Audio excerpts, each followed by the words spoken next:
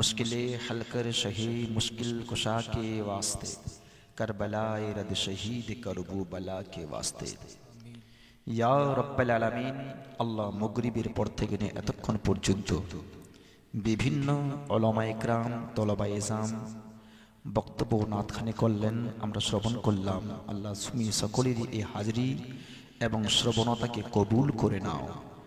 আল্লাহ এতক্ষণ ধরে সমস্ত শ্রোতা মণ্ডলীর সামনে হযরত আল্লামা ও মাওলানা জীবনী বক্তা আব্দুল মালিক সাহেব কিবলা আল্লাহ গো উনি বক্তব্য দিলেন। আল্লাহ তার বক্তব্যের উপরে আমাদের সকলকে আমল করার তুমি তৌফিক দান দিও। আল্লাহ তুমি গফফার, তুমি রহমান, তুমি রহিম। আল্লাহ মাদ্রাসার উন্নতির জন্য যে 2 দিন ব্যাপী এই জালসার আয়োজন করা হয়েছে, আজ তার প্রথম রজনী। আল্লাহ এই কপুরগঞ্জের মাদ্রাসাকে তুমি উন্নতি দিও এবং এই মাদ্রাসার তুমি তারাক্কি দিও। আল্লাহ তুমি গফফার, তুমি রহমান, তুমি রহিম। আমাদের দোয়া কবুল করে নিও। আল্লাহ যারা বসে রয়েছেন তাদের বসে থাকার তুমি তৌফিক দান দাও এবং আমি যে এখন বক্তব্য দিব, আল্লাহ গো আমাকে কোরআন ও হাদিসের মুআফিক বক্তব্য দেওয়ার তুমি তৌফিক দান দাও। রব্বানা আতিনা ফিদ দুনিয়া হাসানাহ ওয়া ফিল আখিরাতি হাসানাতাও ওয়া কিনা আযাবান নার। ربنا تقبل منا إنك أنت السميع العليم وتوب علينا إنك أنت التواب الرحيم وصلى الله تعالى على خير خلقه ونور أرشه محمد وآله وأصحابه أجمعين سبحان ربك رب العزة عما يصفون وسلام على المرسلين والحمد لله رب العالمين آمين آمين بحق لا إله إلا الله محمد رسول الله صلى الله تعالى عليه وسلم। যে সকল ভাইরা একটু সামনে রয়েছে যদি চলে আসো ভিতরে তো বেশি ভালো হবে। ভাই আসো, একটু আসো, বাস মাত্র 1 ঘন্টার মতো বক্তব্য দিব। কিছু শরীয়তের কথা শুনে এখান থেকে যাবি তো ইনশাআল্লাহ তাবারাক ওয়া তাআলা ইহকাল ও পরকাল তোমার জন্য ভালো হয়ে যাবে। সকল বাবারা ভাইরা লম্বা হয়তো বসে আছে, ডাকতেও পারছি না কারণ প্যান্ডেলটা বড় লম্বা, জায়গাটা পড়েছে শর্ট এক সাইডে আর এক সাইডে মাদের প্রতি অনেকটাই জায়গায় রয়েছে। তো যাই হোক, আজকে প্রথম রজনী, এই প্রথম রজনীর জালসা যেন আল্লাহ তাবারাক ওয়া তাআলার দরবারে কবুল হয়। সকলে বলুন আমিন। সালাম দিচ্ছি, সকলেই উত্তর দিবেন আসসালামু আলাইকুম ওয়া রাহমাতুল্লাহি ওয়া বারাকাতুহু।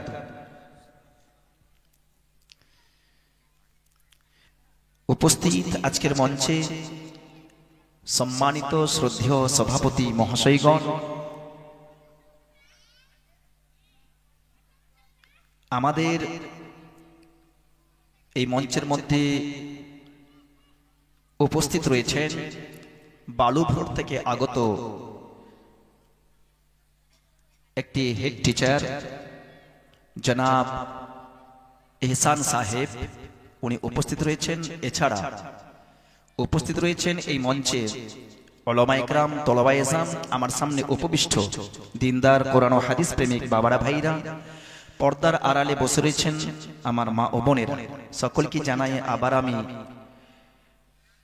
ইসলামিক সালাম। সকলেই মিলে উত্তর দিবেন আসসালামু আলাইকুম ওয়া রাহমাতুল্লাহি ওয়া বারাকাতুহু। ওয়া আলাইকুম আসসালাম ওয়া রাহমাতুল্লাহি ওয়া বারাকাতুহু। মা, আপনারা এতক্ষণ ধরে আমাদের সুপরিচিত সুমধুর মিষ্টিভাষী জীবনী বক্তা হযরত আল্লামা ও মাওলানা এম এ মালিক, যাকে বলা হয় আব্দুল মালিক সাহেব কিবলার বক্তব্য শ্রবণ করলেন। আল্লাহ তাবারক ওয়া তাআলা এই বক্তব্যের উপরে আমাদের সকলকে আমল করার তৌফিক দান করুক। সকলে বলুন আমিন। তিনি আমাদের এই এলাকার মধ্যে একটি সুপরিচিত বক্তা, জীবনী বক্তা। বিভিন্ন জায়গায় তিনি যাচ্ছেন। আল্লাহ তাবারক ওয়া তাআলার দরবারে দোয়া করি আল্লাহ তাবারক ওয়া তাআলা যেন ওনাকে আরো বেশি করে সুপরিচিত হওয়ার তৌফিক দান করুক, সকলে বলুন আমিন। আমিন। এছাড়া আজ আপনারা যে জালসায় এসেছেন, 2 দিন ব্যাপী একটি জালসা রয়েছে এই কপুরগঞ্জ জামে মসজিদের পাশেই বা ওই লাইনে একটি মাদ্রাসা গঠন করানো হবে, মাদ্রাসা করানো হবে। সেই মাদ্রাসা যেন হয়, সেই মাদ্রাসায় যেন আমরা শিক্ষা গ্রহণ করতে পারি, আপনারা সেখানে গিয়ে কিছু শিক্ষা লাভ করতে পারেন, যেন আমরা সবাই মিলে কোরআনের শিক্ষা নিজের বুকের মধ্যে আনতে পারি। ছোট ছোট বাচ্চা কাচ্চা যতজন আছে সবাই যেন কোরআনে পাকের তিলাওয়াত করতে পারে, তার জন্য আমাদের মাদ্রাসার একটি প্রয়োজন। এই জন্য আমার এই কপুরগঞ্জের বাবারা ভাইরা মাদ্রাসার জন্যই এই জালসাটা করেছেন। আপনারা সকলে মিলে যা পারলেন, যতটা পারলেন দান ও খয়রাত করলেন। আল্লাহ তাবারক ওয়া তাআলা এই দানগুলিকে কবুল করুক, সকলে বলুন আমিন। আমিন। আমিন। মা একটু মনোযোগ দিবেন, রাত্রি যেহেতু বেশি হতে চলেছে, যার ইচ্ছা সে থাকলো, যার ইচ্ছা সে চলে গেল। কারণ নেকি সবসময় সবাই পায় না, বা সবাই নেকিকে ধরে রাখতে পারে না।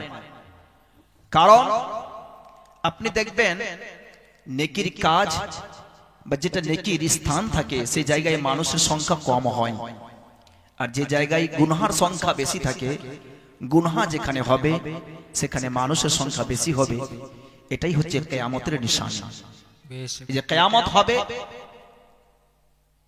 কিয়ামত তো বড় নিকটে রয়েছে, কারণ সমস্ত কিয়ামতের আলামত আমরা সামনে দেখতে পাচ্ছি। আর যে আলামতগুলো আমার নবী বলে গেছেন, সমস্ত আলামত কিন্তু আপনার সামনে আপনারা দেখতে পাচ্ছেন। এখন গান ও বাজনার সংখ্যা বেড়ে গেছে, ঘরে ঘরে আমাদের গান বাজনা চলছে। এখন বর্তমান মারপিটের সংখ্যাও বেড়ে গেছে। আমরা যেটা দেখতে পাই নিজের বাড়িতে, যেখানে 2 ভাই বা 3 ভাই থাকে, ভাইয়ে ভাইয়ে কিন্তু মিল নাই, এক অপরের শত্রু হয়ে আছে। কোনো ভাই বলছে আমার উপরে আমার অমুক ভাই মনে হয় জাদুটনা করেছেন, আমি যদি কোনো অসুখে পড়ে যাই তো আমি ভাববো আমার বড় ভাই মনে আমার উপরে কিছু শত্রুতা করে জাদু করেছে, বা কোনো কাছ থেকে তাবিজ করে আমাকে বরবাদ করার চেষ্টা করছে। কিংবা কোনো দেখা যায় শাশুড়ি বা পুতহুতে মিলে নেয়, তো কোনো পুতহু বলে যে আমাকে মনে হয় আমার শাশুড়ি মারার চেষ্টা করছে, যেন নিজের ছেলেকে পুনরায় বিয়ে দিয়ে যেন এখন 5 লাখ টাকা ডিমান্ড নিয়ে আসে। এমনও হচ্ছে যে আজ আমাদের বাড়ি বাড়িতে এত বড় দ্বন্দ্ব সৃষ্টি হয়েছে, পাড়ার তো দূরের কথা, গ্রামের তো দূরের কথা, নিজের বাড়িতে বাপ বেটাই মিলিত নয়, এক অপরে ঝগড়া, মা বেটাই মিলিত নয়, এক অপরে ঝগড়া। আরেকটা বোমাবাজি বা যেটা হচ্ছে বারুদের যে একটা বোমা বা যে কিছু একটা ফটাকা যে ফুটবে বা যেটাকে বেশিরভাগ তাড়াতাড়িকে ধ্বংস করে দিবে, এটা হচ্ছে কিয়ামতের নিশানি যে এর সংখ্যা বাড়বে, আর এখন বেড়ে গেছে। তারপরে মানুষের ঘরে ঘরে নাচ গানাও বাড়বে, নাচ গানাও বেড়ে গেছে। মানুষের মধ্যে দেখা যাবে যে মানুষের উড়িয়ানি অর্থাৎ বেপরদগি বাড়বে, যেটা আমরা বেপরদগি দেখতে পাই যে এক জায়গায় টিভি চলছে, সেখানে দেখবেন পুতহুও রয়েছে, সেখানে শ্বশুরও রয়েছে, সেখানে শাশুড়ও রয়েছে, সেখানে ছেলেও আছে, সেখানে মেয়েও আছে, আর সবাই মিলে এক জায়গায় যে কোনো ফিল্ম বা সিরিয়াল বা সেটা দেখতে থাকছে। এবার বলুন তো, সিরিয়ালের মধ্যে অনেক রকমের বেহায়াই কখনো কখনো এমন সিন চলে আসে যেটা সবাই দেখে আবার চোখকে নিচু করে দেয়, আবার চোখকে সামনে করে। বেহায়াই এতটাই বেড়ে গেছে যে আমরা বেহায়াই মনেই করি না, বেপর্দা হয়ে যেখানে সেখানে ঘুরে বেড়াতে আমরা কখনো পিছনে হাঁটি না। এবার যে জায়গায় যেতে আমার নবী বারণ করেছেন সেই জায়গায় যেতে আমরা কখনো দূরও থাকতে পারি না, সেই জায়গায় চলে যাই। যেমন উদাহরণস্বরূপ বলছি আপনাদের, উরুসের মেলাতে যেখানে উর্স হয় দেখবেন মেয়েদের ভিড়, আর অন্য কোনো মেলা মেয়েদের ভিড়, আরো কোনো জায়গায় মেলা মেয়েদের ভিড়। চাচলে যান ছেলের থেকে মেয়েদের ভিড় বেশি, আপনি চাচলে যান মিনা বাজারে যান ছেলেদের থেকে মেয়েদের ভিড় বেশি। অতএব বোঝা যায় বেপরদগি আমাদের বাড়ছে। এখন বেপরদগি আমাদের কন্ট্রোলে নয়, আমরা নিজে নিজে এমন নিজের স্বামী স্ত্রীকে কন্ট্রোল করতে পারছে না, নিজের ছেলে নিজের বোনকে কন্ট্রোল করতে পারছে না, ছেলে মাকেও কন্ট্রোল করতে পারছে না, মা নিজের মেয়েকে কন্ট্রোল করতে পারছে না, সবাই নিজের কন্ট্রোল থেকে বাইরে চলে যাচ্ছে। আর এমন চলে যাচ্ছে কারণ আমাদের ভিতরে কোনো শিক্ষা নাই। যদি আমাদের ভিতরে শিক্ষা থাকতো, যদি আমাদের ভয় থাকতো যে আল্লাহ আমি মরবো, মাত্র কয়েকদিন বাঁচবো, আর কতদিনের সৌন্দর্য থাকবে, একদিন তো সৌন্দর্য নষ্ট হয়ে যাবে, আমাদের তো কবরে মাঝারে যেতে হবে, কবরে থাকবো, কবরে কত আযাব হবে, কত কষ্ট হবে, কত রকমের বালা ও মুসিবত আসবে, অন্ধকার কবর থাকবে, সেখানে না থাকবে কোনো বাতি, না থাকবে কোনো আলো, না থাকবে আপনার ইলেকট্রিক, সেখানে কোনো কিছু। সেই জায়গায় কি করবেন মা? কে আপনাকে বাঁচাবে? সেখানে বাঁচাবার মতো তো কেউ নয়। মাগো কার কাছে বলবেন যে আমাকে কবরে রক্ষা করো? আপনি যখন দুনিয়ায় আছেন মা, তখন ভাবছেন যে আমাকে বাঁচাবার জন্য আমার স্বামী রয়েছে। আপনি দুনিয়ায় যখন আছেন, আপনার যখন বিমারি হয়, আপনাকে যখন ক্ষুধার্ত থাকেন, আপনাকে খাওয়ানোর জন্য আপনার মেয়ে পাশে আছে, আপনার স্বামী পাশে আছে, আপনার ছেলে পাশে আছে, আপনাকে সবাই এসে বলবে মা একটু খাও, মা একটু খাও। আপনার স্বামী বলবে ওগো আমার স্ত্রী একটু তো খাও, একটু ভালো হও। কিন্তু মা, যেদিন আপনি ইন্তেকাল করে কবরের মাঝারে চলে যাবেন, সেখানে আপনার স্বামীও থাকবে না, সেখানে আপনার মাও থাকবে না, সেখানে আপনার বাবাও থাকবে না, সেখানে আপনার ছেলেও থাকবে না, সেখানে আপনার মাও থাকবে না, মেয়েও থাকবে, কেউ থাকবে না। সেখানে থাকবে কে মা? কে আপনাকে সেখানে রক্ষা করবে? কে আপনাকে সেখানে বাঁচাবে? কি আপনার সাথে যাবে? আপনি সেখানে কাকে দিয়ে নিজেকে বাঁচাবেন? সেখানে বাঁচাবার মতো তো কেউ নয়। কে বাঁচাবে আপনাকে সাপের হাত থেকে? কে বাঁচাবে আপনাকে বড় বড় বিচ্ছুর হাত থেকে? কে বাঁচাবে আপনাকে জাহান্নামের আগুন থেকে? বাঁচাবার মতো কেউ নয়। সেখানে আপনি একাই কি থাকবেন? কখনো কবরের এক কোণায় যাবেন, কখনো কবরের আরেক কোণায় যাবেন, আরেক কোণায় যাবেন, অমুক কোণায় যাবেন, কিন্তু মা সেখানে বাঁচাবার মতো আর কেউ থাকবে না। কে আপনাকে বাঁচাবে? যদি মা বাঁচাতে পারে, সেখানে অন্য কেউ নয়। যদি বাঁচাতে পারে, আজ আপনি যে জালসায় এসেছেন, এখানে কিছুক্ষণ সময় কাটাচ্ছেন, সময় কাটিয়ে আল্লাহ তাবারক ওয়া তাআলাকে রাজি করার ইচ্ছা করছেন যে আল্লাহ আমি কোরআন ও হাদিসের বাণী শুনছি, আল্লাহ তুমি রাজি হয়ে যাও। ওগো আল্লাহ আমি তোমার হাবিবের হাদিসের বাণী শুনছি, আল্লাহ তুমি রাজি হয়ে যাও। ওগো আল্লাহ আমি আজ আলিম ওলামার কাছে বসে কিছু বক্তব্য শ্রবণ করছি, আল্লাহ তুমি রাজি হয়ে যাও। এই যে আপনি এখানে দোয়া করবেন মা, এই দোয়াটাই আপনার কবরের সঙ্গের সাথী হয়ে যাবে। ওগো মা, এই জায়গায় আপনারা কেউ 100 টাকা, কেউ 200 টাকা, কেউ 500, কেউ 1000, কেউ 2000, কেউ 10 কিলো ধান, কেউ 20 কিলো ধান, কেউ 5 কিলো ধান, আপনারা বিভিন্ন রকমের দান ও খয়রাত করলেন। বাড়িতে আপনার ধান কুইন্টালে কুইন্টাল থাকবে, কিন্তু ওই দান আপনাকে সহযোগিতা করার জন্য কবরে যাবে না। বাড়িতে আপনার হাজারো হাজার টাকা থাকবে, কিন্তু সেই হাজারো হাজার টাকা আপনাকে সহযোগিতা করার জন্য যাবে না। মা যদি যায়, সেটা খেয়ে যাবে, সেটা ওই দানটাই যাবে। যে দান আজ আপনি নতুন একটি মাদ্রাসা উঠাবার জন্য দিচ্ছেন, যে আল্লাহ তোমার প্রিয় হাবিবের মাদ্রাসা আমরা উঠাবার জন্য 10 কিলো ধান দিয়েছি। ওগো আল্লাহ তোমার হাবিবের মাদ্রাসা উঠাবার জন্য আমরা 500 টাকা দিয়েছি। ওগো আল্লাহ তোমার হাবিবের মাদ্রাসা উন্নতি করার জন্য যেন ওই জায়গায় গিয়ে আমার মেয়েরা, ওই জায়গায় গিয়ে আমার ছেলেরা, ওই জায়গায় গিয়ে আমার পাড়া পড়শির সবাই গিয়ে সেখানে যেন আল্লাহ গো কোরআন ও হাদিসের শিক্ষা গ্রহণ করতে পারে, তার জন্য আমরা কিছু কিছু টাকা দিয়ে সেখানে আমরা উন্নতি করতে চাই, সেটাকে উঠাতে চাই, সেটাকে বড় করতে চাই। ওগো মা, এই সকল জিনিসগুলি যখন আপনি করবেন, তো ইনশাআল্লাহ তাবারক ওয়া তাআলা এই সকল জিনিস আপনার কবরে যাবে। আর কবরে যাইবার পরে বিচ্ছুকে বলবে দূর ভেঙে যাও, সাপকে বলবে দূরে চলে যাও, আগুনকে বলবে দূরে চলে যাও। আপনার সেখানে মা কোনো কিছু আর আসতে পারবে না। এই দান ও খয়রাত, জালসায় আসার সওয়াব, নামাজের সওয়াব, রোজার সওয়াব কবরে গিয়ে আপনাকে উদ্ধার করে তারা জান্নাতে বাসির ঠিকানা করে দিবে। জোরে বলো সুবহানাল্লাহ, সুবহানাল্লাহ। কিন্তু মা, এটাই হচ্ছে আমাদের প্রয়োজন। আসিমা, এতটুকু আমি এই জন্য বললাম যে আমরা যেন জানতে পারি বা বুঝতে পারি যে আজ আমরা জালসায় এসছি তো কিসের জন্য এসছি, জালসা শুনবো তো কিসের জন্য শুনবো। তো আমাদের চাইমা নিজের ঈমানকে ঠিক করতে হবে, নিজেকে পরিবর্তন করতে হবে, নিজেকে ভালো করতে হবে। জোরে বলুন ইনশাআল্লাহ। আল্লাহ তাবারক ওয়া তাআলা যেন আমাদের সুবহানাল্লাহ, মাশাআল্লাহ, নারায়ে তাকবীর, আল্লাহু আকবার, নারায়ে রিসালাত, ইয়া রাসূলুল্লাহ। 500 টাকার দাতা হাজাতুল বাবা আমার আপনাদের এই কপুরগঞ্জ থেকেই 500 টাকা দান করেছেন। আল্লাহ তুমি কবুল করো। জোরে বলো আমিন। আল্লাহ তাবারক ওয়া তাআলা যেন এই টাকাকে কবুল করে আল্লাহ তার যারা মারা গেছে, তার বাবা মা, কবরের মাঝারে চলে গেছে, আল্লাহ গো তাদের কবরকে তুমি জান্নাতের ফুল বাগান বানিয়ে দিয়ে, জোরে বলুন আমিন। মা কেউ যদি সাথ হতে চান তো একজন তো বলবেন যে আমি দিব 300 টাকা, আমি বেশি চাইবো না 300, এই জন্য যে 3কে বড় আল্লাহ কবুল করে, 3কে আল্লাহ বড় কবুল করে, আল্লাহর কাছে বিরাট বড় কবুলের হলো 3।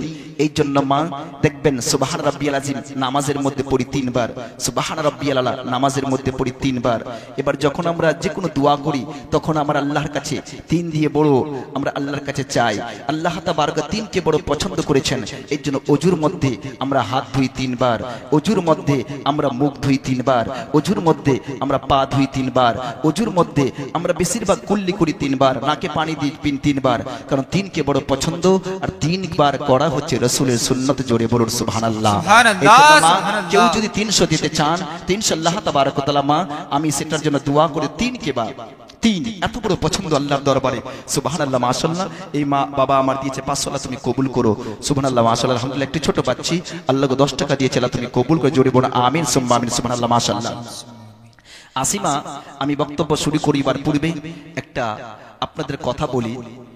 আলা হযরত মুজাদ্দিদ দ্বীন ও মিল্লাত ফখরে মওজুদাত ইমাম আশ-শাহ ইমাম আহমদ রাজা খা ফাজিল বরেলভী আলাইহি রাহমাতুল্লাহ রিদওয়ান, সুবহানাল্লাহ মাশাআল্লাহ। নারায়ে তাকবীর, আল্লাহু আকবার, একটু জোরে বলুন নারায়ে তাকবীর, আল্লাহু আকবার, নারায়ে রিসালাত, ইয়া রাসূলুল্লাহ, নারায়ে রিসালাত, ইয়া রাসূলুল্লাহ। 300 টাকার দাতা, জিন্দাবাদ, 300 টাকা দেনেওয়ালি, সুবহানাল্লাহ। একটি মা আমার 300 টাকা দিয়েছে, আল্লাহ গো 3কে তুমি বেশি যেহেতু বড় পছন্দ করো আল্লাহ, এই জন্য 300 দিয়েছেন, আল্লাহ তুমি 300কে কবুল করে নাও, জোরে বলো আমিন। 3 যে কোনো আমার নবীর সুন্নত, আমার নবীর সুন্নত। এবার বলুন তো মা, নামাজের মধ্যে সুবহান রাব্বিয়াল আযীম 3 বার বলা সুন্নত না মুস্তাহাব না ফরজ না ওয়াজিব, জানেন আপনারা? জানেন না। 3 বার সুবহান রাব্বিয়াল আযীম বলা হলো সুন্নতে রাসূল, 3 বার সুবহান রাব্বিয়াল আলা বলা হলো সুন্নতে রাসূল। ওজুর মধ্যে 3 বার মুখমণ্ডল ধোয়া হলো সুন্নতে রাসূল, 3 বার হাত ধোয়া হলো সুন্নতে রাসূল, 3 বার আপনার কি কুল্লি করা হলো সুন্নতে রাসূল, 3 বার নাকে পানি দেওয়া হলো সুন্নতে রাসূল, আর 3 বার পা ধোয়া হলো সুন্নতে রাসূল। কিন্তু মা ফরজ রয়েছে মাত্র 4টি। এই 4টি জিনিস করলে কিন্তু আপনার ওযু হয়ে যাবে। 4টি জিনিসের মধ্যে প্রথমটি হলো আপনার সমস্ত মুখমণ্ডল ধোয়া, আপনার যেখান থেকে উপরে চুল উঠেছে ওইখান থেকে ঠুরির নিচ পর্যন্ত, আর এক কানের এই নরম মাংস থেকে নিয়ে দ্বিতীয় কানের নরম মাংস পর্যন্ত সমস্ত জায়গাকে একবার ধোয়া হলো ফরজ, আর 3 বার ধোয়া হলো সুন্নত।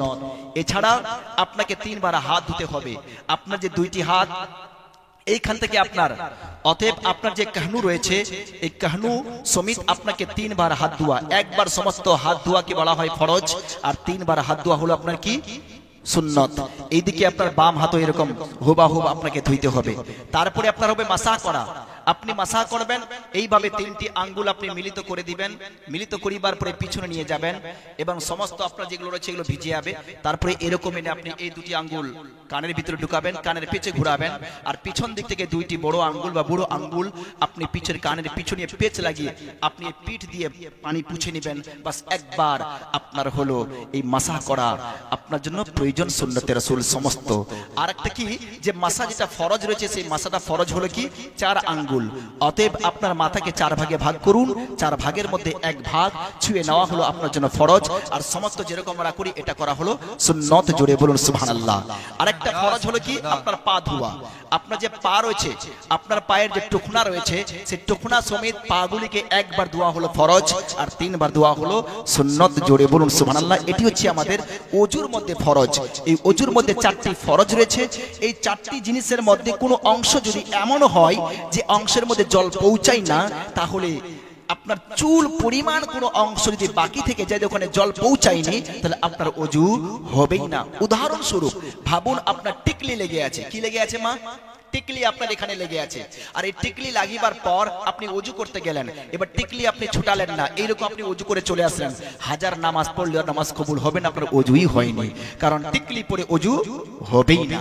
এই জন্য হবে না মা যে টিকলির ভিতরে পানি পৌঁছায় না, এই জন্য হবে না। আর একটা কথা, ধরুন আপনি মাছ ধুয়েছেন, মাছ ধুইবার পর মাছের আঁশ আপনার হাতে কোথাও লেগে গেছে, আপনার মাছের আঁশ হাতে কোথাও লেগে রয়েছে, আর আপনি ওযু করতে গেছেন, হাত পা ধুচ্ছেন, এগুলো ধুচ্ছেন, কিন্তু মাছের আঁশ ওখানে লেগেই রয়েছে, রয়েছে এরকম যদি লেগে থেকে যায়, কারণ মাছের আঁশের ভিতরে জল প্রবেশ করবে না, আপনার চিপকে বসে থাকবে, ওই যে ওইটুকু যে আপনার ধোয়া হলো না, এই জন্য মা আপনার অজু হবে না, আপনাকে ওইটা ছুটিয়ে আপনাকে ধুইতে হবে, তারপরে অজুটা পরিপূর্ণ হবে, নচেত হবেই না।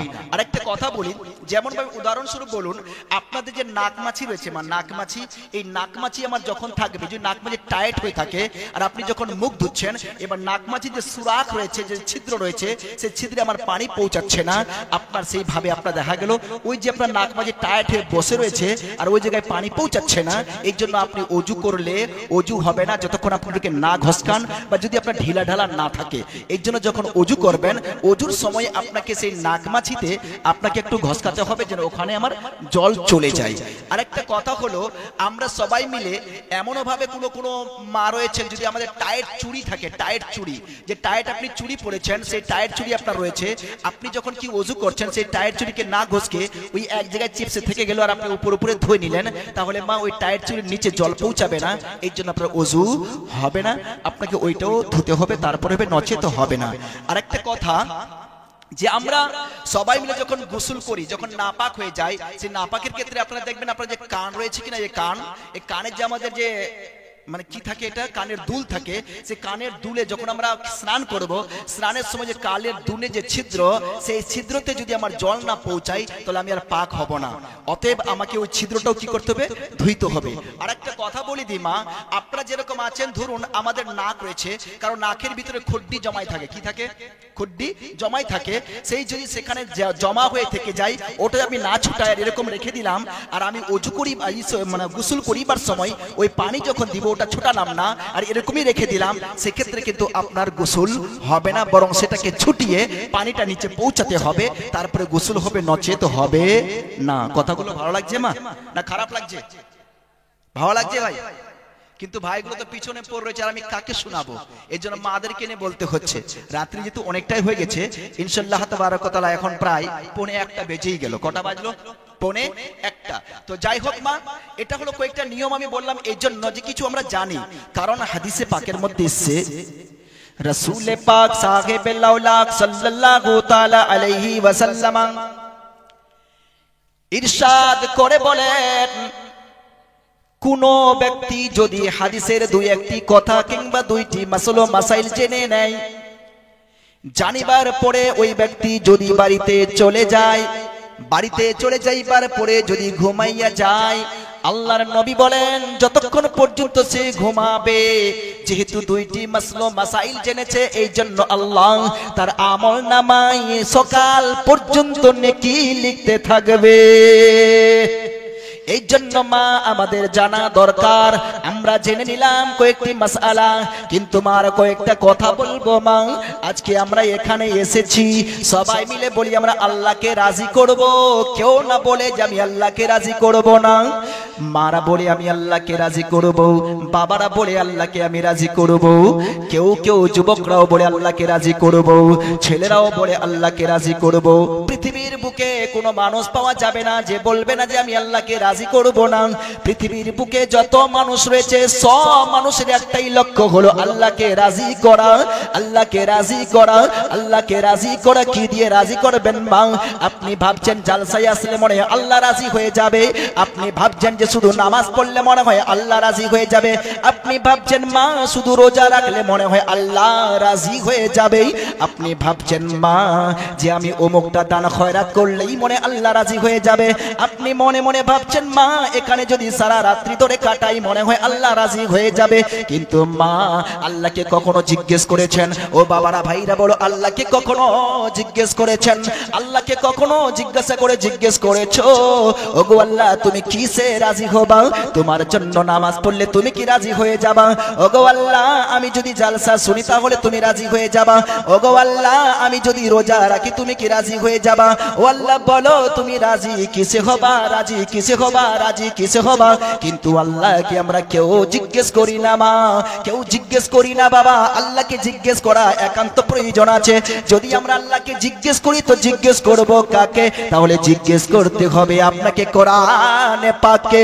কোরআনে পাককে বলতে হবে, ও কোরআন তুমি বলো আল্লাহ কিসে রাজি হবে, আল্লাহ কেমন করে রাজি হবে? নামাজ পড়লে কি আল্লাহ রাজি হয়ে যাবে? রোজা রাখলে কি আল্লাহ রাজি হয়ে যাবে? হজ করলে কি আল্লাহ রাজি হয়ে যাবে? যাকাত দিলে কি আল্লাহ রাজি হয়ে যাবে? জালসা যদি শুনি আল্লাহ রাজি হয়ে যাবে? আলিম ওলামাকে সালাম করলে কি আল্লাহ রাজি হয়ে যাবে? কেমন করে আল্লাহ রাজি হবে? ও কোরআন তুমি বলে দাও। যখনই আপনি কোরআনকে বলবেন, কোরআন তখন বলে ফেলবে, ও বিশ্বের মানুষেরা, ও নবীর উম্মত গণেরা, তোমরা শুনে নাও, শুনে নাও, শুনে নাও, আল্লাহ এমন রাজি হবে না। আল্লাহকে রাজি করতে হলে তোমাকে নবীর সঙ্গে মোহাব্বত করতে হবে। জোরে বলুন, আল্লাহ সুবহানাল্লাহ। কাকে মোহাব্বত করতে হবে বাবা? আমার নবীর সঙ্গে মোহাব্বত করতে হবে। এই জন্য আল্লাহ তাবারক ওয়া তাআলা কোরআনে পাকের মধ্যে ইরশাদ করে বলেন, কুল ইন কুনতুম তুহিব্বুনাল্লাহ ফাত্তাবিউনি ইউহিব্বুকুমুল্লাহ। এবার বললেন আল্লাহ তাবারক ওয়া তাআলা বললেন, ও বিশ্বের মানুষেরা, কুল ইন কুনতুম তুহিব্বুনাল্লাহ, আল্লাহকে তোমরা যদি ভালোবাসতে চাও, আল্লাহকে তোমরা যদি রাজি করতে চাও, আল্লাহকে রাজি করতে হলে কি করতে হবে? ফাত্তাবিউনি ইউহিব্বুকুমুল্লাহ। তোমরা নবীর পারবি করো, নবীর অনুসরণ করো, আল্লাহ রাজি হয়ে যাবে। সুবহানাল্লাহ সুবহানাল্লাহ। মা, এই আয়াতে কারিমার মাধ্যমে বুঝতে পারলাম আল্লাহকে রাজি করতে হলে নবীর সঙ্গে মোহাব্বত করতে হবে। কার সঙ্গে মোহাব্বত করতে হবে? নবীর সঙ্গে মোহাব্বত করতে হবে, নবীর সঙ্গে ভালোবাসা রাখতে হবে, নচেত আল্লাহ তাবারক ওয়া তাআলা রাজি হবে না। মা, আল্লাহকে রাজি করার জন্য নবীকে রাজি করতে হবে। সুবহানাল্লাহ। নারায়ে তাকবীর, আল্লাহু আকবার। নারায়ে রিসালাত। ইয়া রাসূলুল্লাহ। সাদেক আলী সাহেব 20 কিলো ধানের দাতা। আল্লাহ গো সাদেক বাবা আমার 20 কিলো ধান দিয়েছেন, তুমি কবুল করো। জোরে বলো আমিন। আমিন। শুনুন মা, শুনুন কেমন করে আমাদের কি করতে হবে। আমার নবী, আপনার নবী, আমাদের প্রিয় নবী জনাবে মুহাম্মদুর রাসূলুল্লাহ সাল্লাল্লাহু তাআলা আলাইহি ওয়াসাল্লাম নিজের উম্মতকে কতটা ভালোবাসেন মা। আর যারা নবীকে ভালোবাসেন, কেমন ভালোবাসেন শুনুন, একটি ঘটনা শুনুন মা। আরব শহরের মধ্যে, মদিনা শহরে, আরব দেশের মধ্যে মদিনা শহরে একজন ইহুদি আর একটি ইহুদির ছেলে, একজন ইহুদি আর একটি ইহুদির ছেলে। ওই ইহুদির ছেলে নিজের মায়ের সঙ্গে নিজের খালুর বাড়িতে থাকে। নিজের খালুর বাড়িতে ছাগল চড়াই মা, আর ছাগল চড়াইয়া চড়াইয়া যা কিছু রোজগার হয় ওতে সংসার চালায়। তার একটি মা রয়েছে, মা ছাড়া আর কেউ নয়, শুধুমাত্র মা আর দুইজনে মিলে খালুর বাড়িতে থাকে। প্রতিদিন খালুর ছাগল নিয়ে এসে মাঠে যায়, মাঠে গিয়ে ছাগল চড়ায়, আর ছাগল চড়াইবার পরে আবার বাড়ি ফিরে আসে। তারপরে তার খালু তাদেরকে কিছু খাবার দেয়, তাকেও দেয়, তার মাকেও দেয়। কিন্তু মা শুনুন, ও বাবারা শুনুন, একদিন তার ছাগলটা, একটা ছাগল দেখে যায় আলাদা হয়ে গেল। কিছু ছাগল রাস্তা মাঠের দিকে গেল, আর একটা ছাগল মদিনা শহরের দিকে যেতে শুরু করে দিল। ওগো মা, ওই ছাগলখানা যখন যেতে লাগলো, ওই যুবক, ওই ইহুদির ছেলে ছাগলের পিছা করতে লাগলো। ছাগলটা আনতে হবে, ছাগলটা ধরে আনতে হবে, নচেত আমার খালু আমাকে বড় গালিগালাজ করবে। এই জন্য ছাগলের পিছা পিছা করতে করতে করতে করতে কোথায় গেল মা শুনুন, আপনি শুনে অবাক হয়ে যাবেন। ছাগল, ছাগলের তো কোনো জ্ঞান নাই, ছাগল কথা বলতে পারে না, কিছু কথা বলে না, কিন্তু ছাগলের দেখুন মা কেমন ভাবে আল্লাহ তাবারক ওয়া তাআলা তার ভিতরে জ্ঞান দিয়েছেন। ছাগল দৌড়াতে দৌড়াতে দৌড়াতে দৌড়াতে দৌড়াতে দৌড়াতে কোথায় গেল মা?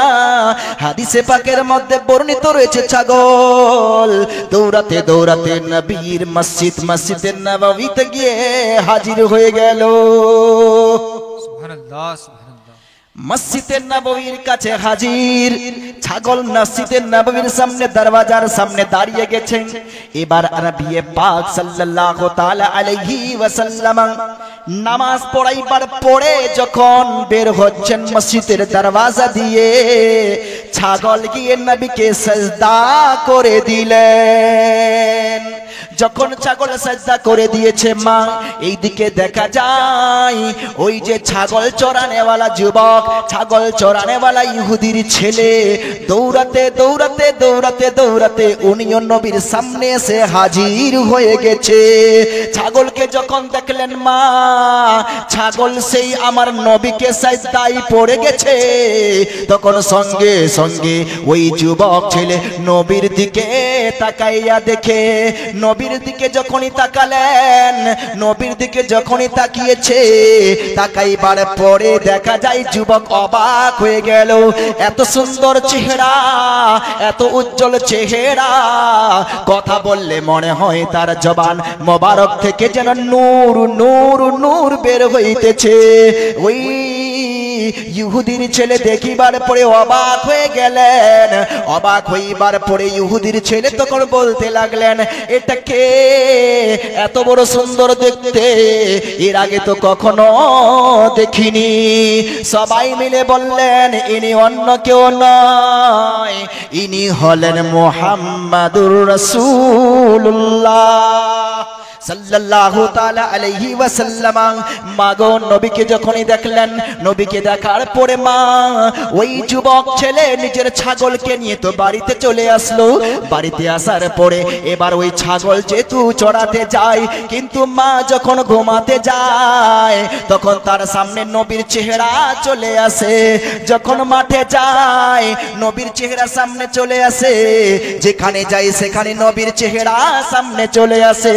এমন ভাবে চেহারা সামনে আসতে শুরু হলো, ওই যুবক নবীর সঙ্গে মোহাব্বত করে ফেললো। এতটাই মোহাব্বত হয়ে গেছে মা, নবীর কথা না বললেই তার মন ঠিক হয় না। নবীকে অনবরত সে নিজের স্বপ্নের মাধ্যমে দেখতে পায়। ওগো মা, তার যে খালু ছিল সে ছিল একটা বিরাট বড় ইহুদি, খারাপ ইহুদি, এত বড় খারাপ, এত বড় খারাপ। সেই ইহুদি আমার নবীকে অনবরত গালি দিত মা, তুচ্ছ ভাষায় গালি দিত। আমার নবীকে কখনো সে মানত না। আমার নবীর সে বড় শত্রু ছিল গো, এত বড় শত্রু, এত বড় শত্রু। সব সময় আমার নবীকে গালি গোলজ করত। একদিন বাড়িতে বসে ওই ইহুদি ছেলের সামনে, যে যুবক নবীর মহাব্বতে পড়ে গেছে, তার সামনে তার খালু নবীকে গালি দিতে শুরু করে দিল। ইহুদির ছেলে তখন সামনে খালুকে আঙ্গুল উঠাইয়া বলতে লাগলো, ওগো খালু, আপনি যাকে গালি দিচ্ছেন ওকে আর গালি দিবেন না। উনি কেউ নয়, উনি হলেন আমাদের সকলেরই নবী। এবার যখনই বললেন মা, বলিবার পরেই এবার ইহুদি তখন বলতে লাগলো, তুই আবার নবীর নাম নিচ্ছিস? তুই তো আমার না, তুই নবীর কার বলো?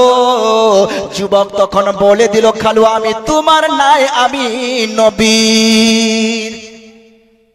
সুবহানাল্লাহ, মাশাআল্লাহ, আলহামদুলিল্লাহ। একজন বাবা আমার 300 টাকা দিলেন আমার ভাই, আল্লাহ তুমি কবুল করে নাও, জোরে বলুন আমিন। সুবহানাল্লাহ, মাশাআল্লাহ, আলহামদুলিল্লাহ। মা ওগো আমার আব্বা জানেরা শুনুন, ওই ইহুদির ছেলে যখন বলে দিল আমি হলাম নবীর, তখন তার খালু বলে দিল, তুমি যদি নবীর তাহলে আমার বাড়ি থেকে বের হয়ে যা।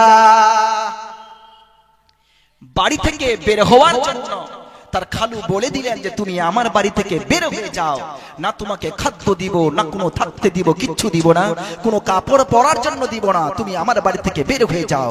এবার যখনই বের হওয়ার জন্য বললেন তখন যুবক তখন বলতে লাগলো, ঠিক আছে খালু, আমি তোর কাছে থাকবো না, তুই যখন আমার নবীর শত্রু, তুই যখন আমার নবীর দুশ্মন, তো তোর ঘরে আমার থাকা অসম্ভব, আমি থাকবো না। ওই ছেলে তখন বের হতে শুরু করলো। তখন তার মা দৌড়াতে দৌড়াতে তার ছেলের কাছে গেল, ছেলেকে বলল, আম্মা, তো ছেলেকে তখন বলছে বেটা এরকম করিস না রে বাবু, যাবো তো কোথায় যাব, তোর আব্বা তো নাই, খাবো কি করে, কে আমাদের খাওয়াবে, আমরা তো কোনো ঠিকানাই নাই, আমরা থাকছি তো তোর খালুর বাড়িতে, খাচ্ছি তো তোর খালুর বাড়িতে, কাপড় দেয় তো তোর খালু, সবকিছু তোর খালু করে, এই জন্য আমাদের এখানেই থাকতে হবে, বাবু সোনা একটু থাকো। তখন সেই যুবক ছেলে বলতে লাগলো মা আমি থাকবো, কিন্তু একটা শর্ত থাকবে, ওই শর্ত তোমরা যদি পালন করো তাহলে আমি থাকবো, নচেত আমি থাকবো না। তখন সঙ্গে সঙ্গে তার খালুও তার খালাও তার মাও বলল বলো তোমার কি শর্ত আছে, তুমি শর্ত যা বলবে তোমার শর্ত মেনে নিব। এবার যখনই বললেন বলিবার পরে ছেলে তখন শর্ত দিচ্ছে, শর্ত হলো এটাই মা, আমি যেরকম নবীর দিওয়ানা, নবীর পাগল, নবীর গোলাম হয়ে গেছি, আমার সামনে নবীকে কেউ গালি দিলে আমার সহ্য হয় না, আমার সামনে নবীর কথা খারাপ বললে আমার সহ্য হয় না। মাগো যে নবীকে আমার খালু গালি দেয়, যে নবীর প্রতি আমার খালুর শত্রুতা রয়েছে, ওগো মা একবার তুমি এক কাজ করো, তুমি এবং আমার খালা দুইজনে মিলে ওই নবীর চেহারাখানা দেখে এসো, তোমরা যদি বলো ভালো তাহলে আমি ওই দিকে, আর তোমরা যদি বলো খারাপ তাহলে আমি তোমার দিকে। জোরে বলুন। এই যুবকের তখন মা শর্ত হয়ে গেল, শর্তের পরে যুবকের খালুও বিশ্বাস করে নিল, যুবকের খালুও বলে দিল ঠিক আছে ঠিক আছে ঠিক আছে, তোমারই কথা মানা যাবে, তোমারই কথা শুনে তোমার খালা তোমার মাকে ওখানে পাঠানো হবে, যদি সেখানে যাইবার পর তারা যদি খারাপ বলে দেয়, দেখতে অসুন্দর বলে দেয়, তাহলে তুমি আমাদের দিকে থাকবা। যুবক বলল হ্যাঁ, কিন্তু যুবক বলে যদি এরা দেখে আসার পরে ভালো বলে দেয় তাহলে তোমাদেরকেও ভালো হতে হবে। শর্ত মঞ্জুর হয়ে গেল মা, শর্ত মঞ্জুর হইবার পরে এবার তখন ওই যুবক নিজের মা নিজের খালাকে বলল খালা যান যাও, এবার ওর খালু ওর মাকে আর নিজের স্ত্রীকে নিয়ে তখন বোঝাতে শুরু করলো যে তোমরা যাবা, কিন্তু সেখান থেকে আসার পর বলে দিবা উনি ভালো নয়, কারণ যে তোমার ছেলেও বরবাদ হয়ে যাবে, এই জন্য তুমি বলে দিবা ভালো নয়। এই কথা বুঝাইবার পরে সকাল হলো, সকাল হইবার পরে তার মা এবং তার খালা মসজিদের নববীর দিকে যেতে শুরু করে দিল। এই দিকে যুবক যখনই তার মা এবং খালাকে পাঠিয়ে দিল, দুইবার পরে মুসাল্লা বিছাইয়া আল্লাহর কাছে হাত তুলে দিল, আল্লাহ রাব্বুল আলামিনকে বলল ওগো আল্লাহ তুমি হচ্ছ গফফার, তুমি হচ্ছ রহমান, আল্লাহ তুমি হচ্ছ রহিম, তুমি হচ্ছ দয়ালু দাতা, আল্লাহ আমার কাজ হলো তোমার নবীর দরবারে পাঠানো, আল্লাহ তোমার কাজ হলো আমাদের মা আমার মা খালার মন পরিবর্তন করানো। এইভাবে তিনি আল্লাহকে বলে দিলেন মা, বলে দিবার পরে তখন যুবক আল্লাহর কাছে দোয়া চাইতে লাগলেন। এইভাবে দোয়া চাইতে চাইতে চাইতে চাইতে তার মা এবং খালা আমার নবীর দরবারে গিয়ে হাজির হয়ে গেছে। হাজির হইবার পরে এবার তার মা এবং খালা তার নবীর দরবারে যখনই পৌঁছলেন, আমার নবী পাকের ওয়াদুহা ওয়াদুহা যে চেহারা খানা নজর যখনই পড়ল, পরিবার পরে মা তাদের টিকটিকি লাগাইয়া আমার নবীকেই দেখতে লাগলেন। এমন দেখতে লাগলো মা আপনারা সকলেই জানেন মিশর শহরের মধ্যে একজন নারী ছিল যার নাম ছিল জুলেখা। সেই জুলেখা মা ছিল আর হযরতে ইউসুফ আলাইহিস সালাম নবী ছিলেন। জুলেখা ইউসুফের প্রেমে পড়ে গিয়েছিল। কেন মা জানেন? হযরতে ইউসুফ আলাইহিস সালাম দেখতে এত বড় সুন্দর, এত বড় সুন্দর যে দেখবে তার পিছনে পাগল হয়ে যাবে। কিন্তু মা শুনুন, যখন জুলেখা ওই ইউসুফের প্রেমে পাগল হয়ে যায় তখন সেই মিশরের নারীগুলো বলতে লাগতো ও জুলেখা তুমি তো হলো একজন নারী, নারী, তুমি হচ্ছ একজন আবার রানী। এই রানী হয়ে তুমি আবার একটি গোলামের পিছনে পড়ে গেছো, ইউসুফের পিছনে পড়ে গেছো। এটা তোমার ক্ষেত্রে কিন্তু সবাই না। চতুর্দিকে এলান হয়ে গেছে মিশরের রানী ইউসুফের প্রেমে পড়ে গেছে, এটা বড় খারাপ হয়েছে। ওগো মা শুনুন, মা শুনুন, যখন এই কথাটা মিশরের শহরে তখন এলান হয়ে গেছিল, তখন জুলেখা তখন মিশরের সমস্ত নারীকে বলেছিল, ও মিশরের নারীগণেরা, আমি তো ইউসুফকে দেখেছি তার জন্য পাগল হয়ে গেছি, কিন্তু তোমাদের সকলকে ইউসুফকে দেখার জন্য দাওয়াত করিলাম। সুবহানাল্লাহ। জোরে বলুন সুবহানাল্লাহ। ভালো লাগছে মা? না শেষ করে দিব? শেষ করবো না? একটা তো বেজেই গেল।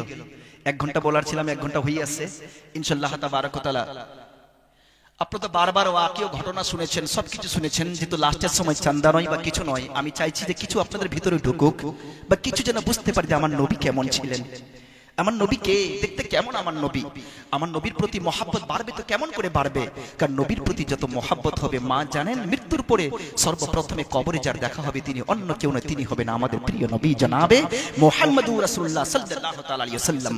আমার নবীর দিদার হবে মা, আর সেখানে যদি সহযোগিতা করে আপনার, তো অন্য কেউ নয়, সহযোগিতা করবেন আমার নবী রাসূল করিম সাল্লাল্লাহু তাআলা আলাইহি ওয়াসাল্লাম। কারণ এই জন্য যেহেতু হযরত ইমাম আহমদ রাজা খাঁ ফাজিল বরেলভী আলাইহি রহমা ওয়া রিদওয়ান ইরশাদ করে বলেন, ও जो ना थे तो कुछ ना था, वो जो ना थे तो कुछ ना था, वो जो ना हो तो कुछ ना हो, वो जान है जहान की, जान है तो जहान है। जोड़े बोलो सुभानअल्लाह। जान है तो जहान है। नारे तकबीर, अल्लाहु अकबर, नारे रिसालत, या रसूल अल्लाह, इश्क मोहब्बत, इश्क मोहब्बत, आला हजरत, आला इश्क हजरत, मोहब्बत, इश्क मोहब्बत, आला हजरत, आला आका हजरत, की आमद, मरहबा, आका की आमद, मरहबा, दाता की आमद, मरहबा, मक्की की आमद, मरहबा, हुजूर की आमद, मरहबा, मदनी की आमद, मरहबा, पुरनूर की आमद, मरहबा, नारे तकबीर, अल्लाहु अकबर, नारे रिसालत। या রাসূলুল্লাহ। এত ইশক মোহাব্বত রাসূল বলেছেন, জি আল্লাহ, ইয়া রাসূলুল্লাহ, ইয়া হাবিবাল্লাহ, আল্লাহর নবী গো, আপনি যদি না হতেন তো কিছুই হতো না। ও जो ना थे तो कुछ ना था, वो जो ना हो तो कुछ ना हो, वो जान है जहान की। ये जहान माने दुनिया, जहान माने কি? दुनिया। वो जान है माने আমার নবী, वो जान है जहान की, जान है तो জাহান হ্যাঁ। অতএব যতক্ষণ পর্যন্ত আমার নবীর জান যে রয়েছে, যে দুনিয়ার জান আমার নবী, বলছে না যে আমার নবী মরে গেছে, চলে গেছে। আরে আমার নবী যদি মরে চলেই যেত, এই দুনিয়াও মরে যেত, দুনিয়া মরে যেত, কারণ দুনিয়ার জন্য জানের প্রয়োজন, আর দুনিয়ার জান হলেন আমার নবী। তো যতক্ষণ জান আছে ততক্ষণ দুনিয়া আছে। জোরে বলুন সুবহানাল্লাহ, মাশাআল্লাহ, আলহামদুলিল্লাহ। মাগো, এই জন্য সেই নবীর সঙ্গে আমাদের মহব্বত করতে হবে। দেখুন, একটি ইহুদি ছেলে হয়ে আমার নবীর সঙ্গে কিরকম মহব্বতে পাগল দিওয়ানা হয়ে গেছেন, এবং তার মাদেরকে পাঠিয়েছেন এবং আল্লাহর কাছে দোয়া করেছেন, আল্লাহ এখন তোমার হাতে ছেড়ে দিলাম। আল্লাহ গো, মহব্বত ওর ভিতরে বসাইবার তোমার দরবারে ছেড়ে দিলাম, তুমি ওর ভিতরে মহব্বত বসিয়ে দাও। মাগো, ইউসুফের একটা ঘটনা বলছিলাম, ওটা শুনুন। যখন জুলেখা সমস্ত মিশরের নারীকে বললেন, ও মিশরের নারীরা এসো, তোমাদের আমি দাওয়াত করছি যে ইউসুফের পাগলে আমি হয়েছি পাগল, সেই ইউসুফকে দেখার জন্য একবার তো আসো, দেখো ইউসুফকে। হযরত ইউসুফ দেখতে কেমন? জোরে বলুন সুবহানাল্লাহ।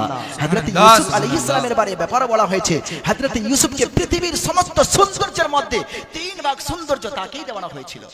3 ভাগ সৌন্দর্য তাকেই দেওয়া হয়েছিল, আর 1 ভাগ সৌন্দর্য সারা বিশ্বের মধ্যে বন্টন করা রয়েছে। কিন্তু আমার নবীর সৌন্দর্য পরে বলবো কতটা সুন্দর ছিলেন, ঠিক আছে?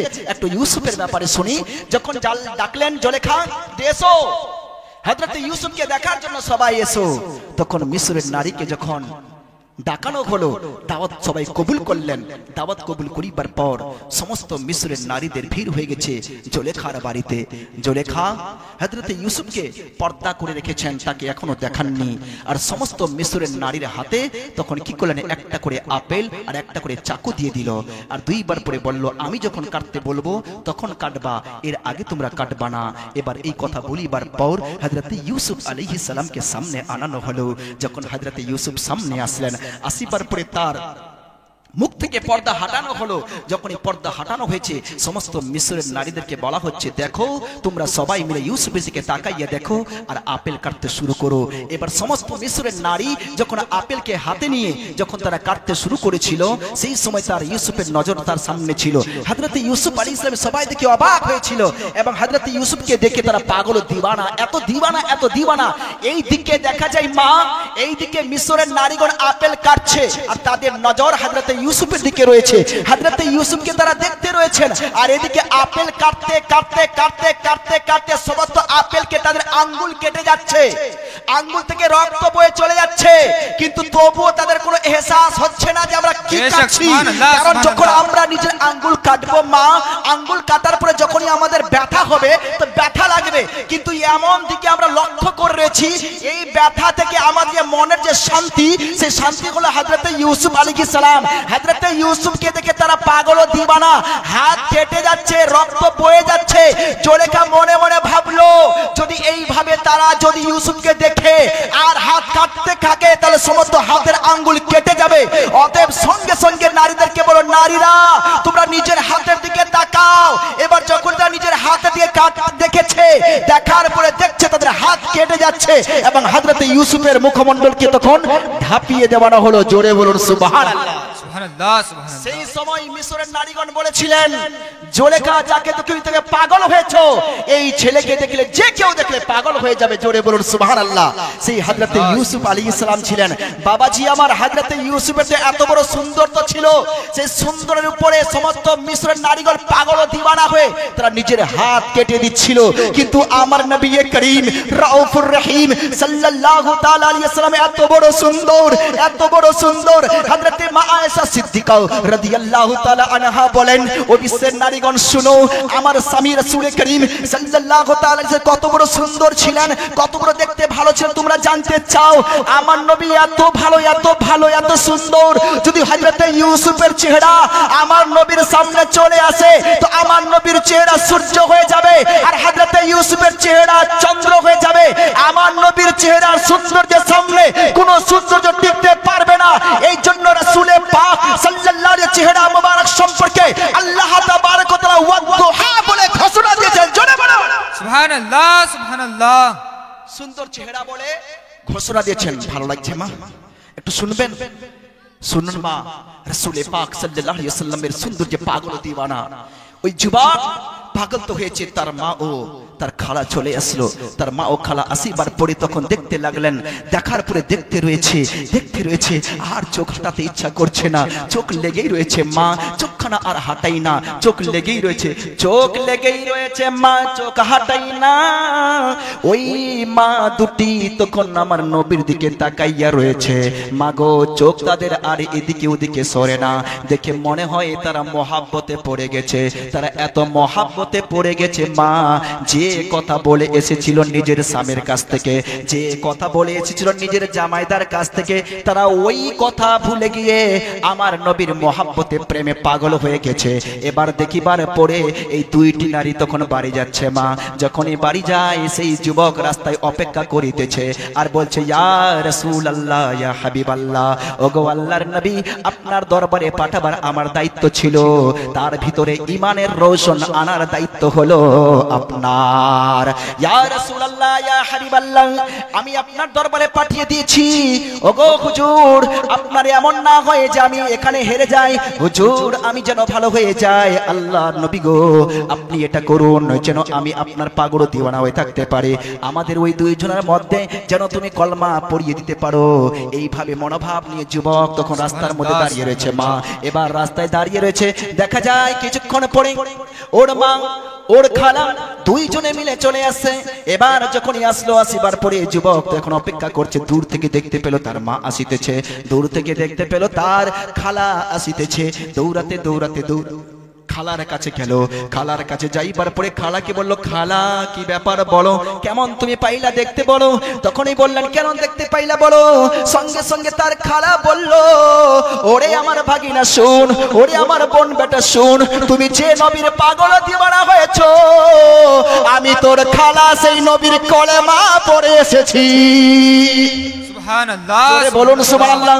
তোমার মা বলতে পারি না, কিন্তু আমি তোর খালা বলেছি, যে নবীর দরবারে তুমি পাঠিয়েছো সেই নবীকে ছাড়া যাবে না, সেই নবীর কলেমা পড়তেই হবে। জোরে বলুন।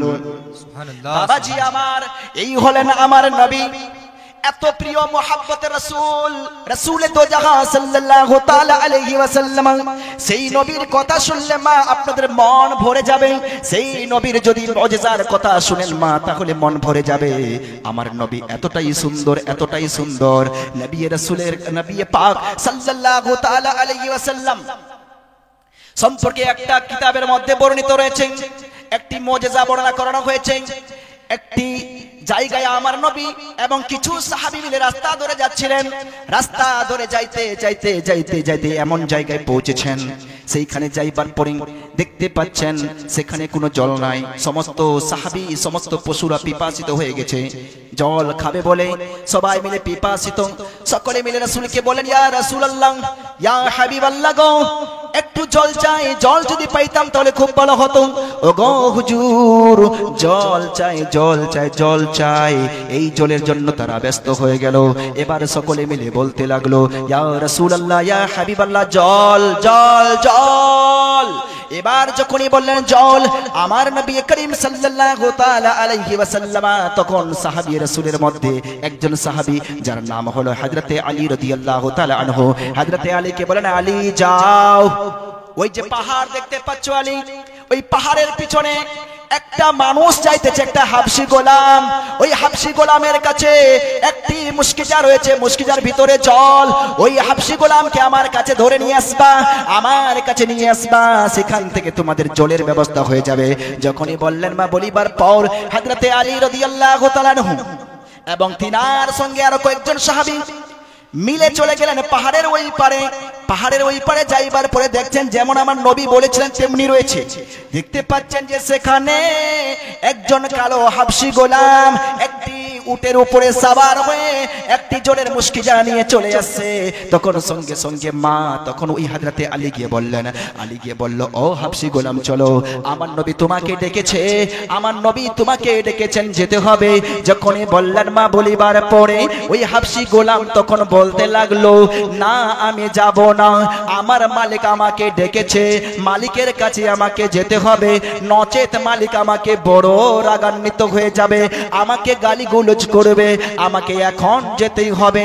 যখনই বললেন মা বলিবার পর সঙ্গে সঙ্গে তখন আলী বললেন, ও হাবশী গোলাম, তোমাকে আর এখানে রাখা যাবে না, আমার নবী তোমাকে ডেকেছেন, তোমাকে আমার নবীর কাছে যেতেই হবে, সাহাবী রাসূলের কাছে। ওই হাবশী গোলাম তখন বলতে লাগলো, আমি যেতে পারবো না, আমাকে তোমরা ছেড়ে দাও, ছেড়ে দাও, ছেড়ে দাও।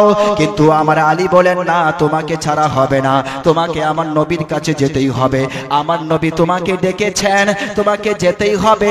যখনই বললেন মা বলিবার পরে হাবশী গোলাম আসার জন্য তখন রেডি হয়ে গেল। হাবশী গোলাম তখন নিজের উটের উপরে সাওয়ার হয়ে যখনই রাসূলে পাক সাল্লাল্লাহু তাআলা আলাইহি ওয়াসাল্লামের দরবারে এসেছেন, আসিবার পরে আমার নবীর চেহারা খানা যখনই দর্শন করেছেন, চেহারা দেখিবার পরে হাবশী গোলাম পাগল, হাবশী গোলাম পাগল দিওয়ানা হয়ে গেছে। হাবশী গোলাম তখন দেখছেন, দেখিবার পরে তখন আমার নবীকে বলেন, আপনি কে, আপনি কেন আমাকে ডাকলেন বলেন। তখন সঙ্গে সঙ্গে ওই হাবশী গোলামকে আমার নবী বললেন, ও হাবশী গোলাম, আমি তোমাকে এই জন্য ডেকেছি, তোমার কাছে একটা মুশকিজা রয়েছে, তোমার ওই মুশকিজার ভিতরে জল আছে, আমি চাই সেই জলটা আমাকে দাও। তখন বলছেন, না, এই জল আমি মালিকের জন্য নিয়ে যাচ্ছি। আমার নবী তখন বললেন, জল তুমি মালিকের কাছেই নিয়ে যাবা, জলের মধ্যে তোমার কম করব না, তুমি শুধুমাত্র জলটা আমাকে দিয়ে দাও। যখনই জলটা দেওয়ার কথা বললেন মা, যখনই বললেন বলিবার পরে সঙ্গে সঙ্গে হাবশী গোলাম তখন নিজের জলের মুশকিজাটা আমার নবীর হাতে দিয়ে দিলেন। আমার নবীর হাতে দুইবার পরে নবী পাক সাল্লাল্লাহু তাআলা আলাইহি ওয়াসাল্লাম সঙ্গে সঙ্গে সাহাবীদের বলেন, ওরে আমার সাহাবীরা, তোমরা যেখানেই থাকো না কেন তাড়াতাড়ি করে এসো, তোমাদের জন্য আমি জলের ব্যবস্থা করে দিয়েছি, আয় আয় আয়, কে কে জল খাবি আয়, তোদের কোন কোন পশু খোর পিপাসিত সেই পশুদেরকে জল পান করিয়ে নাও। যখনই বললেন মা বলিবার পরে এবার সঙ্গে সঙ্গে দেখা যায় সবাই মিলে আসলো, এক এক করে পানি পান করলো। আমার নবী পাক সাল্লাল্লাহু তাআলা আলাইহি ওয়াসাল্লাম ওই যে মুশকিজা রয়েছে, মুশকিজার ভিতরে নিজের আঙ্গুল মোবারক দিয়ে দিলেন, আর দুইবার পরে সবাইকে বলছেন নাও, কে কতটা জল খাবি খাও, যার যতটা জলের ইচ্ছা জল খেয়ে নাও। সমস্ত সাহাবী এক এক করে মা জল খেতে শুরু করে দিল। সমস্ত পশু যতগুলো ছিল সব পশুগুলিকে জল খাওয়ানো হলো, যার কাছে যা বর্তন ছিল বর্তনকে ভরে নেওয়ানো হলো। ভরে নেওয়ার পরে সবাই মিলে যখন জল খাওয়ার পরে যখন তাদের পিপাসা মিটে গেল, যখন যত পশু রয়েছে পশুদের পিপাসা মিটে গেল, সঙ্গে সঙ্গে আমার নবী বললেন জল নেওয়া হয়েছে। সবাই বললেন হ্যাঁ হুজুর হয়ে গেছে। এবার বলিবার পরে আমার নবী তখন জলের হাতে জলের বর্তন থেকে নিজের হাত মোবারক উঠালেন। উঠাইবার পরে এবার আমার নবী করিম সাল্লাল্লাহু তাআলা আলাইহি ওয়াসাল্লাম ওই মুশকিজাটা ওই হাবশী গোলামের কাছে দিয়ে দিচ্ছেন। বলছেন হাবশী গোলাম, দেখো দেখো তোমার জলের মধ্যে কিছু কম হয়েছে কিনা। হাবশী গোলাম বললেন না না কম হয়নি। এই হাবশী গোলাম জলের বোতল নইবার পরে দেখো অবাক হয়ে গেলেন, এতজন মানুষ জল পান করলো, এতজন মানুষ জল খেলো, কিন্তু জলের মধ্যে কিনো কম হলো না। অবশ্যই ইনি একজন মহাপুরুষ হবেন, অবশ্যই ইনি একজন বিরাট বড় হবেন। তখন সবাইকে বলতে লাগলেন ইনি কে। এবার সমস্ত সাহাবী বলতে লাগলেন ওরে হাবশী গোলাম, এটা অন্য কেউ নয় রে হাবশী গোলাম, ইনি হলেন সারা দুনিয়ার সারা বিশ্বের সমস্ত জাহানের যতগুলো জাহান রয়েছে সমস্ত জাহানের ইনি হলেন রাহমাতুল আলামিন। সুবহানাল্লাহ সুবহানাল্লাহ, জোরে বলুন সুবহানাল্লাহ। আরেকবার পড়ুন আলহামদুলিল্লাহ। ওগো মা আমার, হাবশী গোলাম দেখিবার পরে গোলাম অবাক হয়ে গেল। গোলাম তখন বলতে লাগলেন ইয়া রাসূলুল্লাহ, ইয়া হাবিবাল্লাহ গো, আপনি সবাইকে আমার মুশকিজার মাধ্যমে জল পান করিয়ে দিলেন, আমি দেখে অবাক হয়ে গেলাম। ওগো হুজুর, আপনি আমাকেও নিজের গোলামির মধ্যে নিয়ে নিন, আপনি আমাকে কলমা শরীফ পড়িয়ে দিন হুজুর, আমিও আপনার গোলাম হব, আমিও আপনার দ্বীনকে গ্রহণ করব, আমিও মুসলমান হব। এবার রাসূল করিম সাল্লাল্লাহু তাআলা আলাইহি ওয়াসাল্লাম বললেন ঠিক আছে হাবশী, তাহলে পড়ো আশহাদু আল্লা ইলাহা ইল্লাল্লাহু ওয়া আশহাদু আন্না মুহাম্মাদান আবদুহু ওয়া রাসূলুহু সাল্লাল্লাহু তাআলা আলাইহি ওয়াসাল্লাম। সাহাবী রাসূলের সামনে হাবশী গোলাম তখন কি করলেন, কলেমা শরীফ পড়ে নিলেন। কলেমা শরীফ পড়িবার পরে হাবশী তখন আরজ করেন ইয়া রাসূলুল্লাহ, ইয়া হাবিবাল্লাহ, আপনার মুজিজা দেখে আমি পাগল হয়ে গেলাম। হুজুর গো, আরেকটা কাজ করুন, আপনি তো আমাকে মুসলমান করে দিলেন, আমি আপনার গোলাম হয়ে গেলাম। ওগো হুজুর, আমি যে দেখতে বড় কালো, আমি বড় অপছন্দনীয়, আমি হলাম হাবশ দেশের মানুষ, আমাকে মানুষ দেখে বড় খারাপ লাগে, আমার হোঠগুলো হলো মোটা মোটা, আমার শরীরের চামড়াটা হলো একদম এরকম যে মহিষের মতো কালো। ওগো হুজুর, আপনি আমাকে ফর্সা করে দিন, জোরে বলুন সুবহানাল্লাহ। আপনি আমাকে ফর্সা করে দিন, আপনি আমাকে গড় করে দিন, আমাকে আপনি সফেদ করে দিন। যখনই বললেন বলিবার পরে রাসূল পাক সাল্লাল্লাহু আলাইহি ওয়াসাল্লাম এই হাত যে রয়েছে, এই যে হাত রয়েছে, হাত মোবারক তখন আমার নবী তার চেহারার উপর থেকে নিচ পর্যন্ত ফিরিয়ে দিলেন। আমার নবী হাতকে ফিরাচ্ছেন, আর এই দিকে সেই হাবশী গোলাম একদম এমন ফর্সা হয়ে যাচ্ছেন যে সমস্ত শরীর তার সফেদ হয়ে গেল। জোরে বলুন সুবহানাল্লাহ। সুবহানাল্লাহ এটা সুবহানাল্লাহ। দেখে অবাক তো হলোই। তারপরে হাবশী গোলাম তখন বলতে লাগলো হুজুর, আপনি আমাকে সময় দিন, আমি আমার মালিকের কাছে যাই, মালিকের কাছ থেকে আজাদ হয়ে আসি, আমি মালিককে জল দিয়ে আসি, আপনার সাথে আমি থাকবো, আপনার কাছে আমি থাকবো। এবার এটা বলিবার পর এবার সঙ্গে সঙ্গে হাবশী গোলাম নিজের উটের উপর সাওয়ার হয়ে চলে গেল মালিকের কাছে। যখনই মালিকের কাছে যায়, মালিককে গিয়ে বলল, কিন্তু মালিক তার কথাই শুনে না। মালিক বলে তুমি কে, তুমি কে? বলছি হুজুর, বলছে মালিক জি, আমি হলাম ওই হাবশী গোলাম, আমি হাবশের গোলাম, আপনার গোলাম যে জল আনতে গিয়েছিলাম। বলছে না, তুমি কখনো হতে পারো না, কারণ তুমি তো ছিল কালো, আবার তুমি তো ফর্সা, আমার গোলাম ছিল কালো, তুমি ফর্সা। তখন সে বলছে না, আমি হলাম আপনারই গোলাম, কিন্তু আমি জানেন আমি কার কাছে এমন হয়েছি, আমি অবাক হয়ে গেলাম। আমি রাস্তায় আসছিলাম, দেখতে দেখতে একটা বিরাট বড় মহাপুরুষের সঙ্গে সাক্ষাৎ হলো, বুঝতে পারলাম সেটা কে। তখন সবাই মিলে বলেন ইনি হলেন রাহমাতুল্লিল আলামিন, ইনি হলেন রাহাতুল আশিকিন, ইনি হলেন মুরাদুল মুস্তাকিন, ইনি হলেন শামসুদ্দোহা, ইনি হলেন বদরুদ্দোজা, ইনি হলেন বেসাহারাদের সাহারা, ইনি হলেন সমস্ত বাচ্চাদের এতিমদের সাহারা, ইনি অন্য কেউ নয়, ইনি হলেন আমেনার লাল, ইনি হলেন আব্দুল্লাহ লাখতি জিগার, ইনি হলেন হাসপি খানদানের কোরাইশ বংশের একজন বিরাট বড় সুন্দর চেহারাওয়ালা। যখনই আমি দেখলাম, দেখিবার পরে আমার সেই তার উপরে মন হলো, আমি কলমা পড়ে মুসলমান হয়ে গেছি। তিনার বারে তিনি হলেন শ্রেষ্ঠ নবী, তিনি হলেন মহানবী, তিনি হলেন আমাদের প্রিয় নবী জনাবে মুহাম্মদুর রাসূলুল্লাহ সাল্লাল্লাহু তাআলা আলাইহি ওয়াসাল্লাম। আমি তার কাছে মুসলমান হয়ে গেছি। তিনি আমার শরীরকে এমন করে দিয়েছেন, যখন বললেন বলিবার পর, তখন তার মালিক বলতে লাগলো, ওরে আমার গোলাম, তুই একাই শুধুমাত্র মুসলমান নয়, চলো আমরাও তার কাছে গিয়ে মুসলমান হয়ে যাব, আমরাও কলেমা শরীফ পড়ে নিব। তখন দেখা যায় বাবা, ওই হাবশি গোলামের সঙ্গে সমস্ত সহপরিবার এসে আমার নবীর কাছে এসে কলেমা পড়ে মুসলমান হয়ে গেলেন। জোরে বলুন সুবহানাল্লাহ। আশহাদু আল্লা ইলাহা ইল্লাল্লাহু ওয়া আশহাদু আন্না মুহাম্মাদান আবদুহু ওয়া রাসূলুহু সাল্লাল্লাহু তাআলা আলাইহি ওয়াসাল্লাম। মা সেই নবীর চেহারা মোবারক দেখতে বড় সুন্দর। মা সেই নবী পাক সাল্লাল্লাহু তাআলা আলাইহি ওয়াসাল্লামের কিছু কথা আমরা শুনতে এসেছি। মাগো, সেই নবীর মহব্বতে কোনো মা আছেন? সবাই তো দিলেন, কিন্তু আরেক আমি দুইটা তিনটা মায়ের কাছে 300 করে টাকা চাইছি। মা, তিনটি মা বলুন, কিংবা ভাইদের কাছে আমি বলবো, ভাই তোমরা বেশি না, আমাকে 300 করে টাকা দাও, এই জন্য যে নবীর চেহারা মোবারক দেখতে বড় সুন্দর। এই নবী পাক সাল্লাল্লাহু তাআলা ইসলামের মহব্বতে মাত্র 3 জন মা কিংবা 3 জন বাবা বলো যে আমরা 300 করে টাকা দিলাম। জোরে বলুন সুবহানাল্লাহ।